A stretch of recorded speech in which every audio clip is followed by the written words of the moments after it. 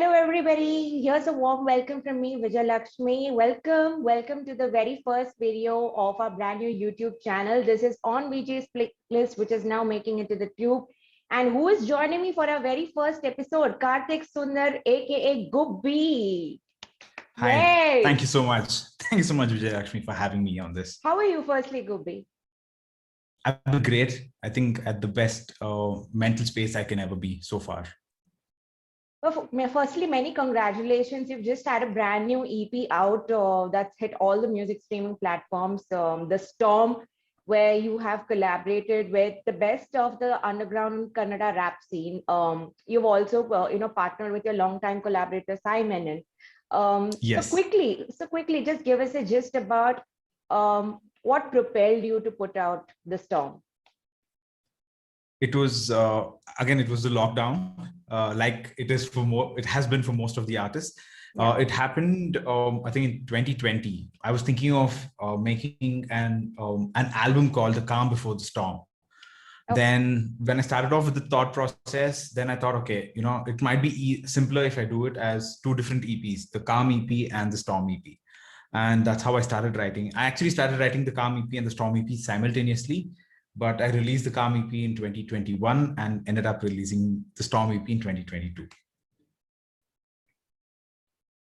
But what were the experiences that you brought to this EP? Because like several rappers, artists, or like just artists in general, there's so much of personal experiences and thoughts put behind whatever they're putting out to the world. So from what space were you operating when you were compiling the Storm? So I think because of the lockdown, I got a lot of time for myself. Just before the lockdown, we were doing a lot of shows and all of that. We were forced to stay at home. So I think for me, it was a blessing in disguise because I got to try styles which I never tried before, like the melody rap side and the fast-paced, more aggressive rap side. So it started as a very experimental thing. So one of the producers on the EP, Rahul Avdani, I have to give a big shout out to him because I had met him at a show, the last show we did just before the lockdown.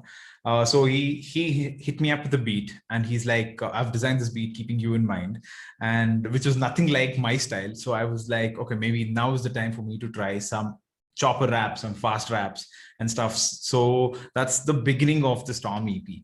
So because of that, I thought, okay, maybe this is the best time for me to reinvent myself as an artist because I've been doing a particular style for so long. So let me try this. It was not as smooth as it sounds when we listen to fast rappers like MC Biju, who's also featured on the EP.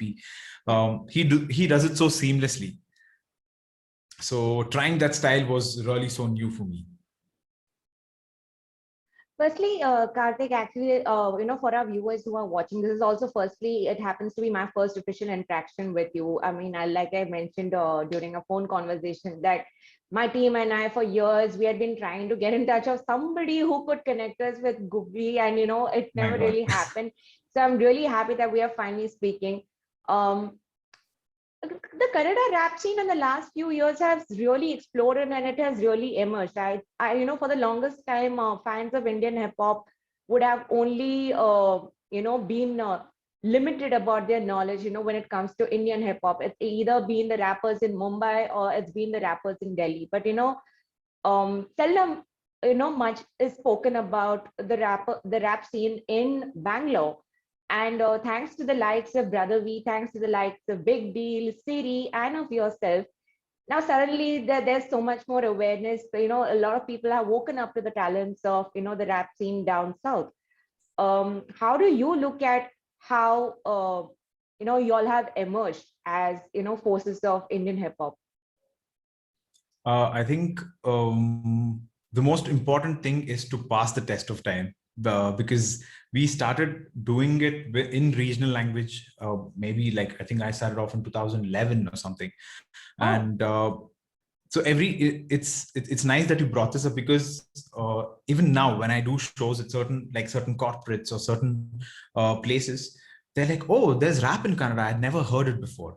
It's kind of like bittersweet because one, they're like, okay, they're introduced to this through me, but then like, you haven't heard this because this has been happening for so long. And now even movies are completely open to it. Like recently I did a track for one of the movies where the entire song was a rap song. Wow. Congratulations. And that is a huge, thank you. That is a huge transition for Kannada hip hop itself. And I think we just continue doing what we were doing, just believed in that, and just went on doing it. And now I think, yeah, like you rightly said, they are open to it, and they are like, I think it comes down to this. I think a lot of rap listeners, they are into the lyrics, and they start looking into things a little more in detail when artists collaborate, like especially when artists across the country collaborate and stuff like that. So then they're like, oh, okay, there is something like that, and one artist connects to the other artist, and then it goes on. And I think it's only fitting now that we have the T20 tournament around the corner, and you've also done the anthem for RCB this time. So firstly, congratulations, that's huge. Thank you. Yeah. How do you look at how this is going to open a lot more opportunities for you? So, I mean, first of all, I'm not a cricket fan. So there was a person who was doing this. I have to be honest about that. Because 3 years ago also, a lot of my listeners were like, you have to do an anthem for RCB and stuff.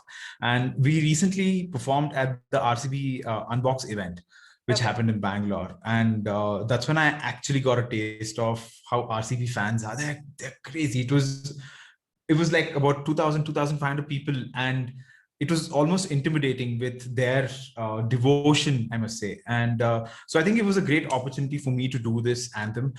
Yeah, I think it's people who haven't listened to me, maybe because I haven't done anything related to cricket. So I think my music will reach to them. That's how I'm looking at it. Yeah, I mean, it also speaks very highly about, the city connect, the home connect you have with your fans. Because Gubbi, if I believe, you had initially began rapping with English, and you actually began with the stage name Carnage. But when you realized well, that you've done your research. But when you realized that was not, really working out, and Big Deal was a huge inspiration behind you switching to Kannada. So firstly, for our viewers who are watching and who might be hearing your story for the first time, would you want us to take us down memory lane and revisit the time when you made that switch from English to Kannada and when you became Gubbi from Carnage? Yeah, I think the first song, big shout out to rapper Big Deal. The first song where I changed my name was also on a song with Big Deal called Be the Change. Right. And Carnage, because I used to battle rap on Orkut. Yeah. So that's why I had the name Carnage, and I used to rap in English. And when I switched, though I had switched to rapping in Kannada, I hadn't changed my name to Gubbi. And unfortunately, a lot of people used to get the name wrong. Because I used to rap in Kannada, they used to get the pronunciation of Carnage as Carnage and stuff. And I met one of the rappers. Very Kannada, exactly. I think you were in Bangalore, I think, right? You were in Bangalore, so very recently, yeah. Right. So you know how Carnage can be pronounced as Carnage. So, and at this point of time, when I was doing my 9 to 5, there was another teammate of mine whose name was also Karthik.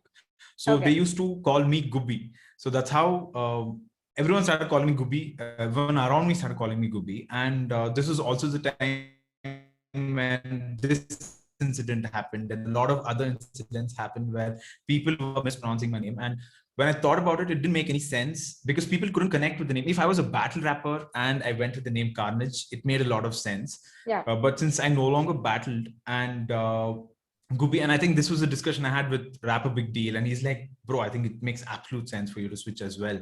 So I think it was one of the best decisions I made because there's instant native connect to the name Gubbi as well. So that's how the switch happened. And I went to rapping only in Kannada. Then I realized my natural style is more of switching between English and Kannada. And I came back to that. And that's how the whole evolution happened in a nutshell. Well, Gubbi, I believe, is sourced from your native village. Yes. it's my surname. Yes. Okay, interesting. Gubbi, of course, we were talking about home connect again. How do you look at how Bangalore as a city or even your home state has been so welcoming and so receiving of your art? That it gives you the space to completely be yourself. So how you look at the surroundings around you, and the fact that your people are taking with so much energy. There's so many stories, waiting to be unleashed from different corners of Bangalore city in general. I mean, Karnataka is much more larger in scale, but Bangalore itself as a city has so many stories. You have very rightly said that the CCD outlet in Jayanagar is your hideout, is where you do most of the thinking. Oh, you've really done your research. Thank you. So, how do you look at, what are the experiences? What are the stories that you're always looking for that you wish to inculcate in your songwriting? I think being a Bangalorean, the biggest advantage is that we grow up with people from all different backgrounds. Like it could be people from across India and people who speak all different languages. Like I can understand Tamil, Telugu, Malayalam, and Hindi. So we grew up. I grew up around people from all different. So there was never a thing about okay, this particular language, this particular thing. It was like Yeah. okay, friends are friends, and especially for I think South Bangalore is more like that, and I think now it's I think even more evident with the whole people mixing is more evident, and there are a lot of people who are not big fans of it, but I think a lot of Bangaloreans grew up like this, and that way we grow up with a lot of understanding of it could be different kinds of food, because when we used to sit in school and I had a Punjabi friend with whom I used to eat share my puliyogre with, and he would Oh, wow. get paratha. So these are kind of things we grow up with. So I think it opens up a complete different perspective for at least for me, that I can talk about something where I could think of adding a Punjabi hook in a Kannada rap, to talking about how a person is, if he's traveling from somewhere else and is coming to Karnataka, what are the food we can talk about, or how an interaction between a person who's coming from a smaller city, which is close to Bangalore, and how it is, and all these kind of things. I think there's a huge, and the audience also, since I am a bilingual rapper, so I think even if people, they don't understand the entirety of my rap, they're able to get at least the gist of it. Fortunately, as a music community, especially the hip hop community, is now having to grapple with the unfortunate demise of MC Tod Fod here in Mumbai. Um, it's extremely humongous in terms of what this loss means to the community. As a member of the fraternity, you had your own share of memories with the rapper himself. Anything that you could fondly share with us? I think, first of all, may his soul rest in peace, and I would Yeah. like to, send my prayers out to his family, his crew members, Swadesi, and it was such a shocker when I got the news, and to cherish the amazing musician and the person he is. I think I had the opportunity to perform in Mumbai once, and I saw him perform there, and man, what a pack of energy. And the second time was when Swadesi had come down to Bangalore. So I performed along with them. And after the sound check, I remember we sat down, and that's when I got to speak to the crew members. And even then, there's so much into this whole whatever they speak, they rap about. There's so much into whatever they stand for. Like they talk about nature being ruined because of industrialization and all these things, right? So even when we just had a normal conversation, he's such a real person that he kept it so real. Even then, we were discussing about that. We weren't even talking about anything else. And I was like, man, okay, these guys are so serious about the conscious hip hop they do. And as a performer also, like so much energy, and like they would talk about things. I think even he would rap about things which we would be scared to talk about because of cancel culture or because of some political group standing against you and stuff. And I think we actually lost a very real one. a proper conscious rapper. Apart from that, like I mentioned, he was an amazing human being. There was no air around him. He would talk so nicely and openly. And yeah, I think that's the memory I would like to cherish. I have had with MC Tod Fod. Big prayers to his family and his loved ones. Absolutely.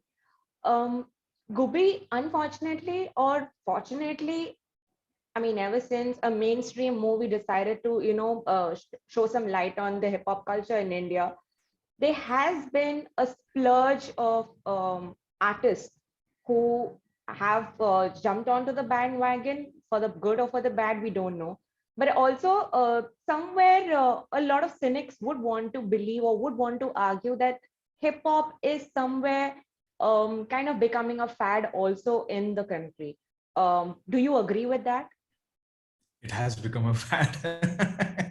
Yeah, and like you said, I think in a country like ours, something has to come through Bollywood for people to for anything to reach that mass, have that mass reach. And fortunately, Gully Boy was made so amazingly, and a lot of people wanted to become rappers. And I think I think the movie came out about 3 years ago, three or Yeah, 4 years ago. 3 years. So I think 3 years have filtered out a lot of these people who thought they can rap. But I think it did a lot of good to the whole rap community. And I think because of which brands want to associate with artists and stuff like that. But a lot of people get into rap music not doing the research. Like, for Yeah. example, if there's a Carnatic artist, if someone likes Carnatic music, I've noticed this, especially about people who are into classical music.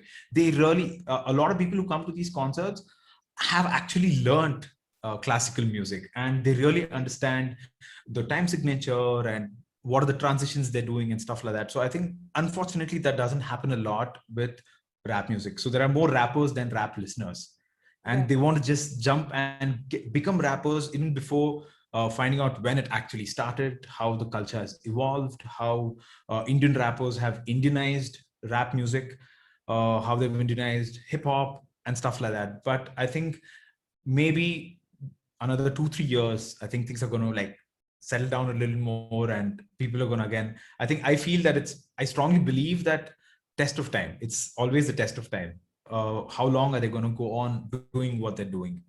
Right. But Gubi, why I also ask you this is because I have also, without taking names, but I have also witnessed certain rappers who initially began with talking about their stories, the surroundings around them, the people around them. Uh, but fame followed, and now they are back to doing what most mainstream commercial rappers do, where the narrative is all about it's all about selling a lifestyle, the cars and the cars and the party culture and the babes around them. uh, so Yeah. how in an environment which is constantly dictated by fame, which is constantly dictated by fanfare, how in an environment like that can a rapper sustain his identity or his style? Um, I think if when a rapper forgets why he started doing what he's doing, is when this happens. Yeah. I think especially rap, people pick up rap because it's a way to express themselves, and it's mostly not so fond memories, right? It could Right. be Right. a rough childhood, it could be teenage angst, it could be I don't know, heartbreak, which is the case with most of the rappers these days. It could be any of these things, but eventually we realize that it's a great pathway to put across what we feel. Yeah. But I think, like you said, if they let it get to their head, then I Yeah. think the art form gets completely diluted. Yes. And in fact, I had this conversation with one of the artists from Karnataka. Again, I don't want to mention his name, but when I spoke to him, he had he became popular for a particular style of music, a Right. particular style. Like, we're talking about very the same kind of stuff, fame, girls, and stuff like that. And he did one song which was off this, which was very nicely done in terms of production, in terms of what he's rapping about and stuff like that. And then I told him that, why aren't you doing more? When I met him at a movie premiere, and I asked him, why aren't you doing more songs like this? This was amazing. He said, bro, people don't like it. I don't, even now, the deals I get is people ask me to do, talk about girls and alcohol and all these kind of things. So I think it's also they themselves put they put themselves in a cocoon Yeah. where maybe they want to do things, they want to rap about real things, but they can't because they've gotten their audience so used to a certain sound. And I think they lie to themselves that, okay, if I talk about this, people will like it. And I think, again, no disrespect to Bollywood, but Bollywood is already doing it, glorifying the whole item number thing, or like fancy lifestyle and really rich, everything.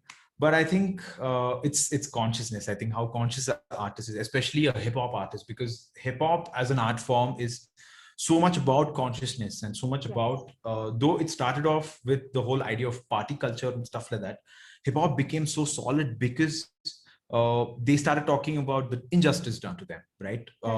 The American hip hop I'm talking about. And I think even Indian hip hop is even Gully Boy, right? They're talking about their struggle and how it is to be there out there in the streets and stuff like that. So when artists surpass that and they forget the rough patch they surpassed, I think is when this happens. So it comes down to the artists and how conscious they are about it. On that note, what would be your advice to emerging young rappers who are thinking of treading this path? Please rap about things which are not rapped about, because I think flex culture in hip hop is very strong, and we all like it. We all enjoy it because apart from just the flex culture, I think they talk about, they use punchlines and stuff like that, which is nice.